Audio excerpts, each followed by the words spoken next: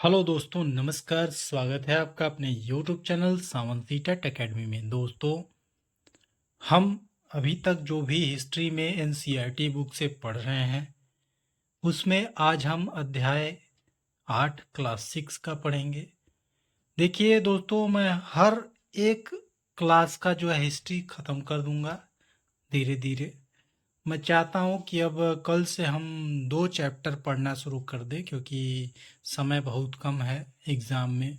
CTET, UP TET, KVS और अन्य जो भी एग्ज़ाम है कॉम्पिटिटिव, सभी प्रश्न अब एनसीईआरटी बुक से ही लिए जा रहे हैं। दोस्तों, हर वीडियो को लाइक, शेयर, सब्सक्राइब मिलना चाहिए, क्योंकि दोस्तों मेहनत होती है और आप लोगों के लिए मैं अपना गला जो है बोल के कभी कभी मेरे गले खराब भी हो जाते हैं, मगर मैं सोचता हूँ कि आपको वीडियो रोज प्रतिदिन मिलता रहे। तो चलिए दोस्तों, शुरू करते हैं। अध्याय 8 का नाम है अशोक, एक अनोखा सम्राट जिसने युद्ध का त्याग किया। दोस्तों, रोशन के रुपए।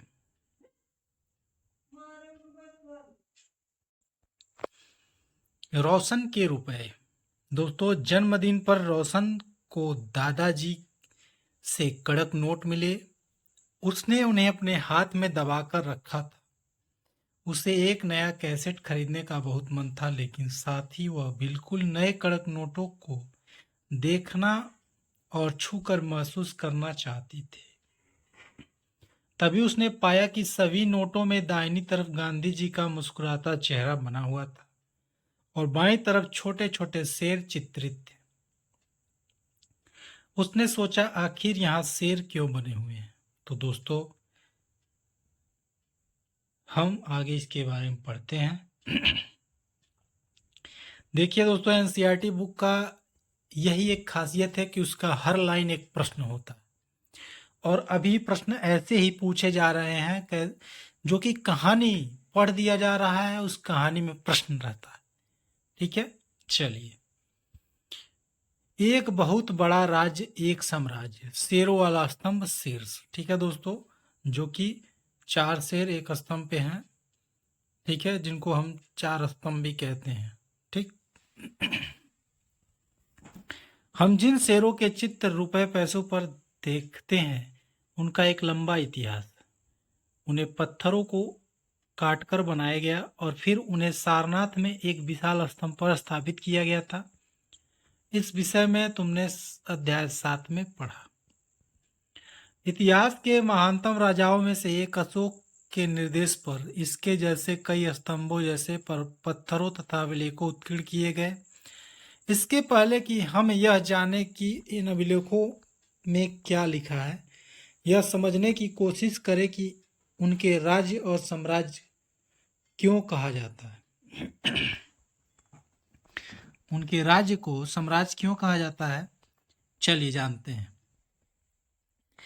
अशोक जिस साम्राज्य पर शासन करते थे, उसकी स्थापना उनके दादा चंद्रगुप्त मौर्य ने लगभग 2300 साल पहले की थी। चाणक्य या कौटिल्य नाम से एक बुद्धिमान व्यक्ति ने चंद्रगुप्त की सहायता की थी। चाणक्य के कई विचार हमें अर्थशास्त्र नाम की किताब में मिलते हैं। चलिए, हम आपको वंश बताते हैं। अशोक, जब एक ही परिवार के कई सदस्य एक के बाद एक राजा बनते हैं, तो उन्हें एक ही वंश कहा जाता है। मौर्य वंश में 3 महत्वपूर्ण राजा हुए, जिसमें चंद्रगुप्त, उसका बेटा बिंदुसार और बिंदुसार का पुत्र अशोक। ठीक है, चलिए।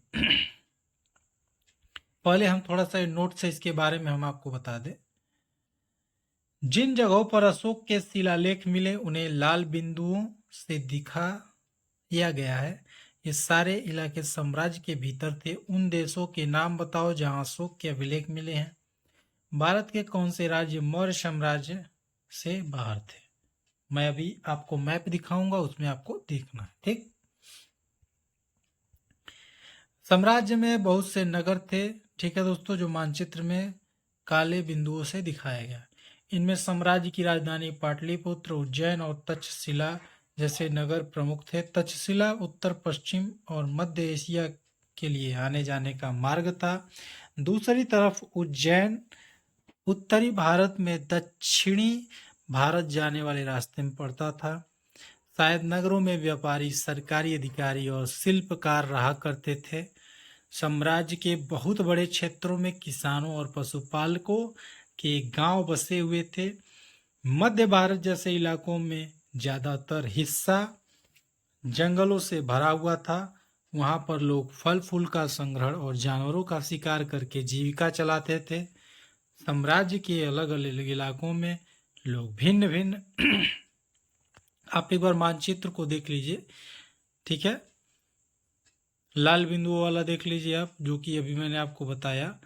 लाल बिंदुओं वाला जो है वो अशोक के शिलालेख के बारे में बता रहा है, जो कांधार, लंपक, मनसेहरा, शहबाजगढ़ी, कलसी, टोपरा, मेरठ, बहादुर, दिल्ली, लुम्बिनी, रामपुरवा, लौरिया, रजा, सारनाथ, पाटलिपुत्र, गुज्जर, कौशाम्बी, रूपनाथ, सांची, पनगुरिया, गिरनार, सोपार, सन्नाथ, मस्की, ब्रह्मगिरी, येरागुड़ी, कलिंग।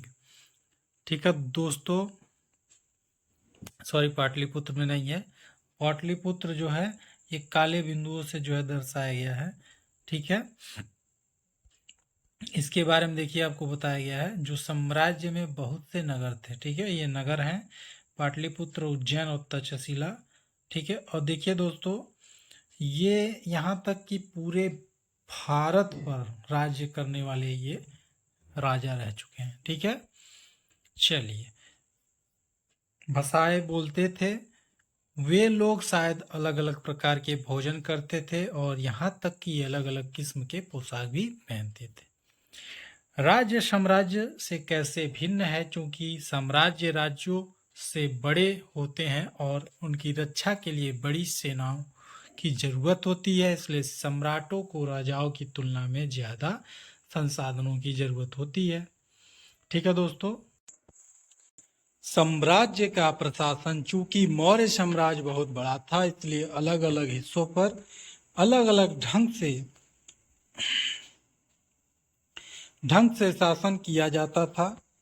पाटलिपुत्र और उसके आसपास के इलाकों पर सम्राट का सीधा नियंत्रण था। इसका मतलब यह हुआ कि इलाके के गांव और शहरों के किसानों, पशुपालकों, शिल्पकारों, व्यापारियों से कर इकट्ठा करने के लिए राजा अधिकारियों की नियुक्ति करता था। जो राजा के आदेशों का उल्लंघन करते थे, अधिकारी उनको सजा भी देते थे। इनमें से कई अधिकारियों के वेतन भी दिया जाता था। संदेशवाहक एक जगह से दूसरी जगह घूमते रहते थे और राजा के जासूस अधिकारियों के कार्यकलाप पर नजर रखते थे। इन सब के ऊपर सम्राट था, जो कि राज परिवार एवं वरिष्ठ मंत्रियों की सहायता से सब पर नियंत्रण रखता था। मौर्य साम्राज्य के भीतर कई छोटे क्षेत्र या प्रांत थे। इन पर तक्षशिला या उज्जैन जैसी प्रांतीय राजधानियों से शासन किया जाता था। कुछ हद तक पाटलिपुत्र से इन क्षेत्रों पर नियंत्रण रखा जाता था और अक्सर राजकुमारों को वहां का राज्यपाल या गवर्नर बनाकर भेजा जाता था। लेकिन ऐसा लगता है कि इन जगहों पर स्थानीय परंपराओं और नियमों को ही माना जाता था। प्रादेशिक केंद्रों के बीच विस्तृत क्षेत्र थे। इनके इलाकों में मौर्य शासक सिर्फ मार्गों और नदियों पर नियंत्रण रखने की कोशिश करते थे, जो कि आवागमन के लिए महत्वपूर्ण थे। यहाँ से उन्हें भी संसाधन, कर और भेंट के रूप में मिलते थे। उन्हें इकट्ठा किया जाता था। उदाहरण के लिए अर्थशास्त्र में यह लिखा है कि उत्तर पश्चिम कंबल के लिए और दक्षिण भारत सोने और कीमती पत्थरों के लिए प्रसिद्ध था। संभव है कि संसाधन नजराने के रूप में इकट्ठे किए जाते थे। दोस्तों नजराना के बारे में जान लेते हैं। आपने पढ़ा या नहीं जाना इसके बारे में नहीं मालूम, आज हम आपको बताते हैं। जहां कर नियमित ढंग से इकट्ठे किए जाते थे, वहीं नजराना अनियमित रूप से जब भी संभव हो इकट्ठा किया जाता था। ऐसा नजराने विविध पदार्थों के रूप में प्रायः ऐसे लोगों के लिए जाते थे जो स्वेच्छा से इसे देते थे। जैसे नजराना जब हम कहीं जाते हैं किसी के जन्मदिन में, या हम कहीं जाते हैं किसी की शादी में, या हमारे यहाँ कोई जो है किसी अतिथि का आगमन हो जाता है, या हम किसी राजा से, जैसे मान लीजिए हम अपने यहाँ प्रधानमंत्री या राष्ट्रपति से मिलने जाते हैं, तो उनके लिए हम जो भी ले जाते हैं उसको नजराना कहते हैं। ठीक है दोस्तों, समझ में आ गया। चलिए राजधानी में सम्राट के बारे में हम बताते हैं। मेगास्थनीज चंद्रगुप्त के दरबार में पश्चिम एशिया के यूनानी राजा सेल्यूकस निकेटर का राजदूत था। मेगास्थनीज ने जो कुछ देखा उसका विवरण दिया। यहाँ हम उसके विवरण का एक अंश दे रहे हैं। ठीक है दोस्तों, चलिए ये एनसीईआरटी बुक में दिया गया है। सम्राट का जनता के सामने आने के अवसरों पर शोभा यात्रा के रूप में जश्न मनाया जाता है। उन्हें एक सोने की पालकी में ले जाया जाता है और उनके अंगरक्षक सोने और चांदी से अलंकृत हाथियों पर सवार रहते हैं। कुछ अंगरक्षक पेड़ों को लेकर चलते हैं। ठीक है दोस्तों, इन पेड़ों पर प्रशिक्षित तोतों का एक झुंड रहता है जो सम्राट के सिर के चारों तरफ चक्कर लगाता रहता है। राजा सामान्यतः हथियार बंद महिलाओं से घिरे होते हैं। वे हमेशा इस बात से डरे रहते हैं कि कहीं उनकी हत्या करने की कोशिश न करें। उनके खाना खाने से पहले खास नौकर उसे खाने को चखते हैं। वे लगातार 2 रात एक ही कमरे में नहीं सोते थे। ठीक है दोस्तों, ये मैं आपको बता रहा हूँ जो कि एनसीईआरटी बुक में दिया गया है। और पाटलिपुत्र आधुनिक पटना के बारे में अब हम आपको जानकारी देते हैं। यह एक विशाल और खूबसूरत नगर है। यह एक विशाल प्राचीर से घिरा है जिसमें 570 बुर्ज और 64 द्वार हैं और 2-3 मंजिले वाले घर लकड़ी और कच्ची ईंटों से बने हैं। राजा का महल भी काठ से बना है जो उसको हम लकड़ी कहते हैं, जिसे पत्थरों की नक्काशी से अलंकृत किया गया है। यह चारों तरफ से उद्यानों और चिड़ियों के लिए बने बसेरों से घिरा है। ठीक है दोस्तों, जैसे प्राकृतिक रूप से जहाँ पे हम रहते हैं वहाँ पे आप देखे होंगे गार्डन वगैरह। तो पहले राजा जो भी थे इनको शौक था और उनको अच्छा लगता था शांति में रहना या प्रकृति में रहना। ठीक है दोस्तों, तो चलिए अब राजा द्वारा खाना खाने से पहले नौकर जो है उस खाने को क्यों चखते थे, ये जो है जानकारी कैसे आपको मिलेगी। तो दोस्तों क्यों चखते थे, इसलिए चखते थे कि कहीं उसमें जहर तो नहीं मिलाया गया, कहीं ऐसा तो नहीं कि वो खाने को खाया नहीं जा सकता है। इसके बारे में पूरी जानकारी खास नौकर रखते थे। तो दोस्तों पाटलिपुत्र मोहनजोदड़ो में से किस तरह भिन्न था, ये अध्याय 4 में आप देख लीजिएगा। चलिए और अंत में जंगल वाले इलाके में आते हैं। ठीक, वहां रहने वाले लोग काफी हद तक स्वतंत्र थे। उनसे यह उम्मीद की जाती थी कि वे मौर्य पदाधिकारियों को हाथी, लकड़ी, मधु और मोम जैसी चीजें लाकर दें। अशोक एक अनोखा सम्राट, दोस्तों ये पाठ का भी नाम था जो कि अध्याय 8 है एनसीईआरटी बुक क्लास 6 में। तो इसके बारे में अब और जानकारी लेते हैं। अशोक मौर्य वंश के सबसे प्रसिद्ध शासक थे। वह ऐसे पहले शासक थे जिसने अभिलेखों द्वारा जनता तक अपने संदेश पहुंचाने की कोशिश की। अशोक के ज्यादातर अभिलेख प्राकृत भाषा और देवनागरी लिपि में, जो कि सभी लोग पढ़ सकें। कलिंग युद्ध का वर्णन करता हुआ अशोक का अभिलेख। दोस्तों अब देखिए इसमें जो ये राजा थे ये कितने बुद्धिमान थे कि अपने युद्धों का विवरण जो है अपने शिलालेख में उत्कीर्ण करवाते थे। अपने एक अभिलेख में अशोक ने यह बात कही कि राजा बनने के 8 साल बाद मैं कलिंग विजय की। लगभग 1.5 लाख लोग बंदी बना लिए गए, 1 लाख से भी ज्यादा लोग मारे गए। इससे मुझे अपार दुख हुआ। क्यों? जब किसी स्वतंत्र देश को जीता जाता है तो लाखों लोग मारे जाते हैं और बहुत सारे बंदी बनाए जाते हैं। इसमें ब्राह्मण और श्रमण भी मारे जाते हैं। जो लोग अपने सगे संबंधी और मित्रों को बहुत प्यार करते थे तथा दासों और मृतकों के प्रति दयावान होते हैं, वह भी युद्ध में या तो मारे जाते हैं या अपने प्रियजनों को खो देते हैं। इसलिए मुझे पश्चाताप हो रहा है और मैं धर्म पालन करने एवं दूसरों की को इसकी रक्षा दूसरों को इसकी शिक्षा देने का निश्चय किया है। मैं मानता हूं कि धम्म के माध्यम से लोगों का दिल जीतना बलपूर्वक विजय पाने से ज्यादा अच्छा है। मैं यह अभिलेख भविष्य के लिए एक संदेश के रूप में इसलिए उत्कीर्ण कर रहा हूं कि मेरे बाद मेरे बेटे और मेरे पोते युद्ध न करें। इसके बदले यह सोचना चाहिए कि धम्म को कैसे बढ़ाया जाए। कलिंग की लड़ाई से युद्ध को लेकर अशोक के विचारों में कैसे परिवर्तित हुआ। धम्म संस्कृत शब्द धर्म का प्राकृत रूप है। अशोक का कलिंग युद्ध। दोस्तों, अशोक का कलिंग युद्ध बहुत ही जो है महत्वपूर्ण है और इतिहास के लिए महत्वपूर्ण है। चलिए हम जानते हैं। कलिंग तटवर्ती उड़ीसा का प्राचीन नाम है। उड़ीसा का नाम कलिंग था, जो कि अशोक ने कलिंग जीतने के लिए एक युद्ध लड़ा, लेकिन युद्ध जनित हिंसा खून खराबा देखकर उसने युद्ध को वृत्तिष्ठा हो गई। उन्होंने निर्णय लिया कि वे भविष्य में कभी युद्ध नहीं करेंगे। ठीक है दोस्तों, उत्कृष्ट पालिश वाले पत्थर की इस मूर्ति को देखो। यह बिहार के रामपुरवा में मिले एक मौर्यकालीन स्तंभ का हिस्सा है।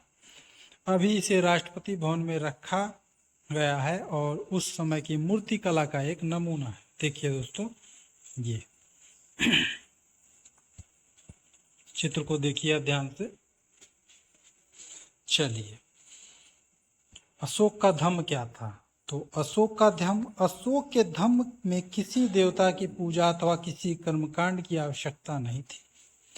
उन्हें लगता था कि जैसे पिता अपने बच्चों को अच्छे व्यवहार की शिक्षा देते हैं, वैसे ही उनका कर्तव्य था कि अपनी प्रजा को निर्देश दे। वे बुद्ध के उपदेशों से प्रेरित हुए थे।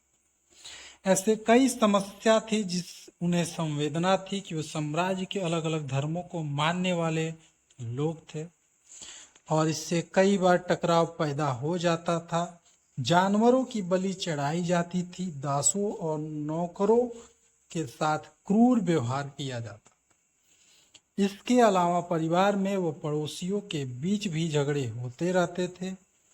अशोक ने यह महसूस किया कि इन समस्याओं का निदान उनका कर्तव्य है। इसलिए उन्होंने धम्म महामत नाम के अधिकारियों की नियुक्ति की, जो जगह जगह जाकर धम्म की शिक्षा देते थे। इसके अतिरिक्त अशोक ने अपने संदेश कई स्थानों पर शिलाओं स्तंभों में पर खुदवाया। अधिकारियों को यह निर्देश दिया कि वे राजा के संदेश को उन लोगों को पढ़कर सुनाएं जो खुद पढ़ नहीं सकते थे।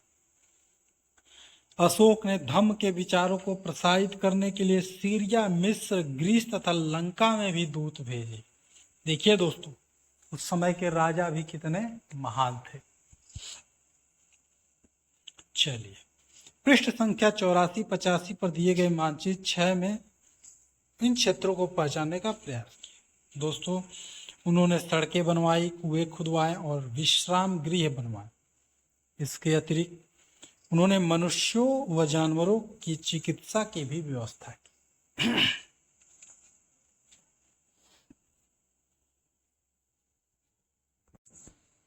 चलिए दोस्तों, अपनी प्रजा के लिए अशोक के संदेश। लोग विभिन्न अवसरों पर अनुष्ठान करते हैं। उदाहरण के लिए जब वे बीमार होते हैं तब उनके बच्चों का विवाह होता है, बच्चों के जन्म, और जब यात्रा शुरू करते हैं तब वे तरह तरह के अनुष्ठान करते हैं। ये कर्मकांड किसी काम के नहीं। इसके बदले यदि लोग दूसरी रीतियों को माने तो वह ज्यादा फलदायी होगी। यह अन्य प्रकार की रीतियां क्या है? अपने दासों नौकरों के साथ अच्छा व्यवहार करना, बड़ों का आदर करना, सभी जीवों पर दया करना और ब्राह्मणों तथा श्रमणों को दान देना। अपने धर्म की प्रशंसा या दूसरे धर्म की निंदा करना, दोनों ही बातें गलत हैं। हर किसी को दूसरे धर्म का आदर करना चाहिए। यदि कोई अपने धर्म की बड़ाई और दूसरे धर्म की बुराई करता है तो वास्तव में अपने धर्म से ज्यादा नुकसान पहुंचाता।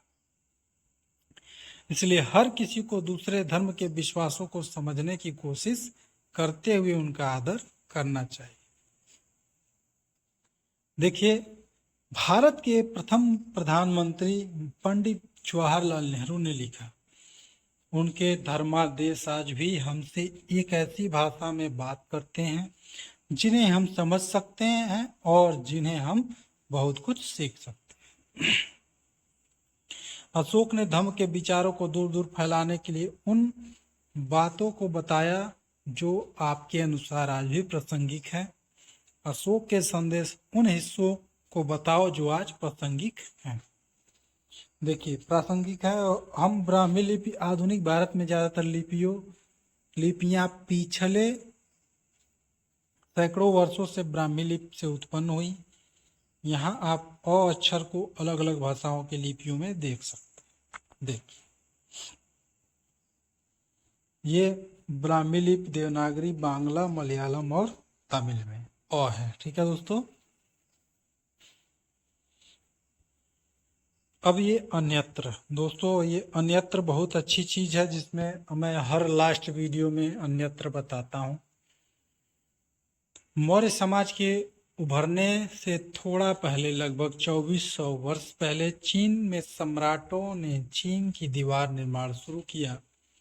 इसे बनाने का उद्देश्य उत्तरी सीमा की पशुपालक लोगों से रक्षा करना था। अगले 2000 वर्षों तक इस दीवार का निर्माण कार्य चलता रहा, क्योंकि साम्राज्य की सीमाएं बदलती रहीं। यह दीवार लगभग 6400 किलोमीटर लंबी है तथा पत्थर और ईंटों से बनी है।